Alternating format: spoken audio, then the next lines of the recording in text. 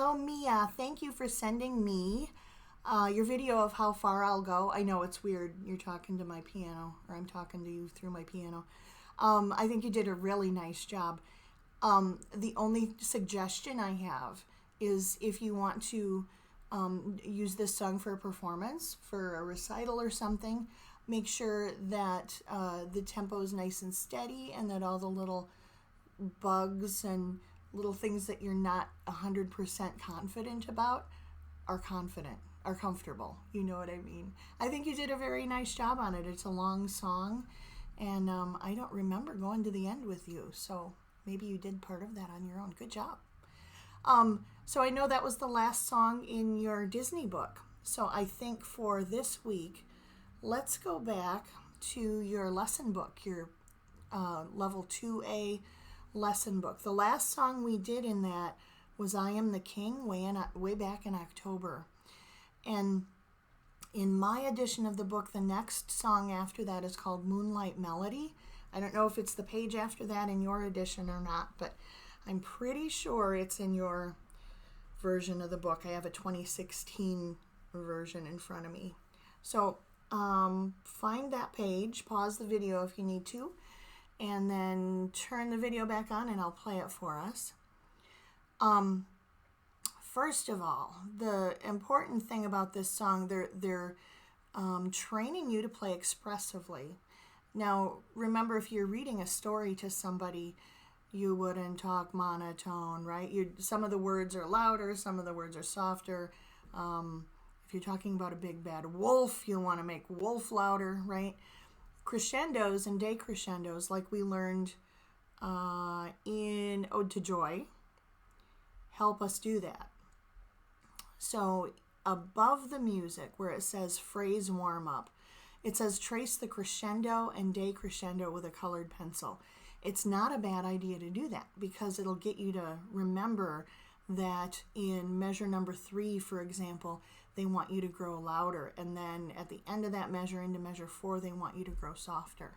So you can turn off the video, trace those. They're in measures 3 and 4 and 11 and 12. And there's one at the very end, measure 15 into 16. So you can trace those. So next, I'm going to play this for us.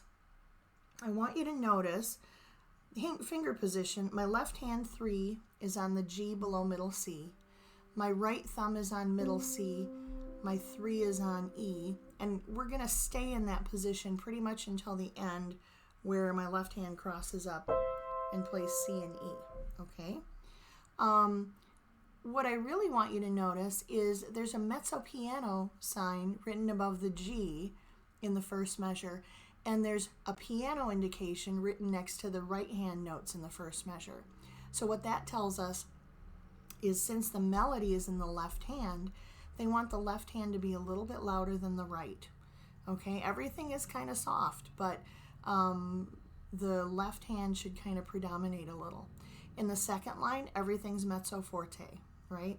Although the melody in the right hand should still be a little bit louder than the non-melody in the left hand. We'll just call that non-melody. So always the melody should kind of predominate. Here we go.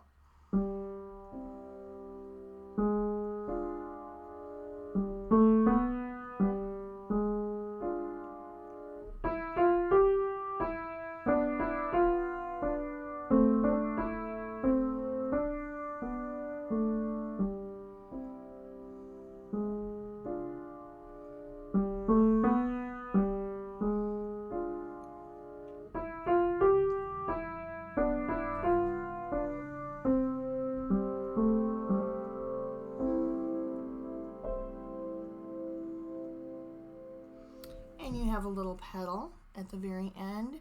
You have a little retardando right where you go. All right, so slow that down nicely. But you notice in measures 3 and 4, I'm going. Okay, so you can shape your phrase and it'll turn into a really pretty song that way. Okay, if you have any questions, please let me know. Hope to see you Friday. Have a good week.